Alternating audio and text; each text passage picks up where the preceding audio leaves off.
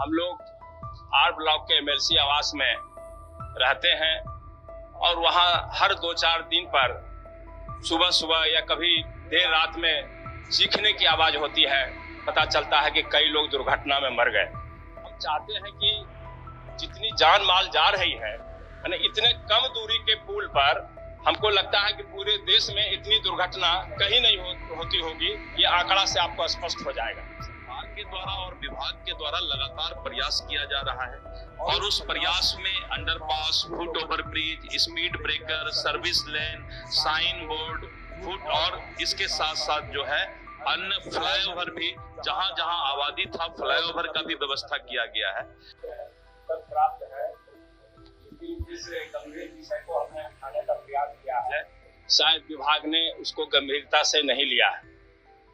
हम लोग R block के एमएलसी आवास में रहते हैं और वहाँ हर 2-4 दिन पर सुबह सुबह या कभी देर रात में चीखने की आवाज होती है।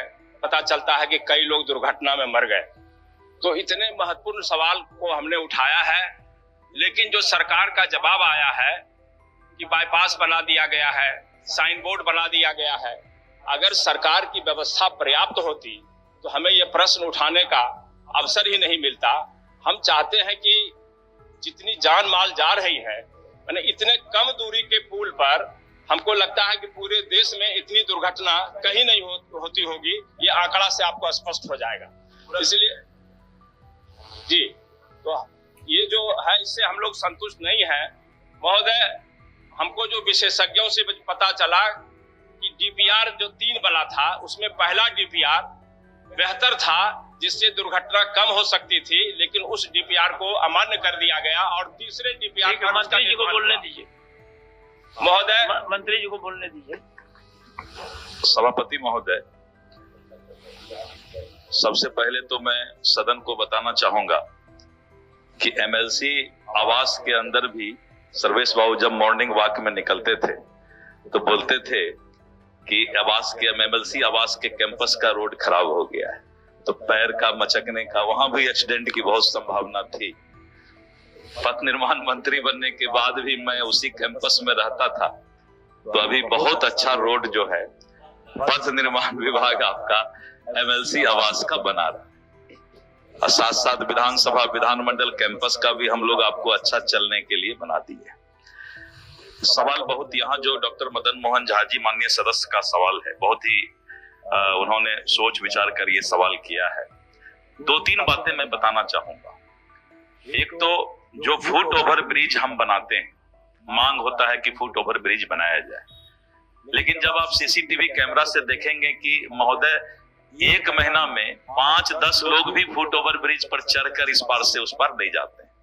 सब चाहते हैं कि शॉर्टकट रास्ता में हो, लेकिन ये जो अटल पथ में 4 जगह बेली रोड, शिवपुरी, राजीव नगर और अशोक राजपथ में फ्लाईओवर का निर्माण किया गया। इसीलिए किया गया कि नीचे का आवागमन आसानी से होता रहे और इसके साथ साथ सुगम परिचालन हेतु underpass, foot over bridge, speed breaker और सर्विस लेन में जाने हेतु साइन बोर्ड आदि का प्रावधान किया गया है। और महोदय, पैदल यात्रियों के लिए पार करने के लिए 4 फुट ओवर ब्रिज का भी प्रावधान एमएलसी क्वार्टर, पुनाई चक, महेश नगर एवं कुर्जी नाला लेन के पास किया गया है। हम एमएलसी फ्लैट के सामने ही जब भी जाते हैं देखते हैं फुट ओवर ब्रिज पर कोई नहीं चढ़ता है। तो इसको थोड़ा सा जागरूकता लोगों में आने की जरूरत है कि जबरदस्ती हम रोड पर जा करके, और आप पटना में देखे होंगे जगह जगह हम लोगों ने स्पीड ब्रेकर के लिए कैमरा भी लगाया है। आपको आता होगा मैसेज कि 2000 रुपए फाइन आपको किया गया।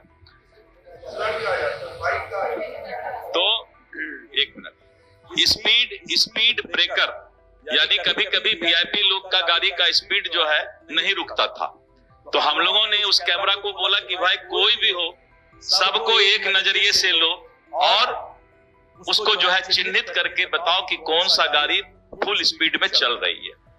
इसलिए सरकार के द्वारा और विभाग के द्वारा लगातार प्रयास किया जा रहा है और उस प्रयास में underpass, foot over bridge, speed breaker, service lane, sign board, foot और इसके साथ साथ जो है अन्य फ्लाईओवर भी जहां जहां आबादी था फ्लाईओवर का भी व्यवस्था किया गया है।